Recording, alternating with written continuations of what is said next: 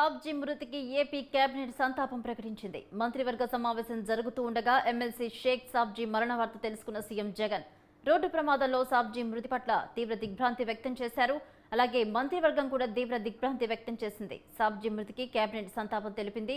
2 నిమిషాల పాటు మౌనం పాటించారు కేబినెట్ సభ్యులు.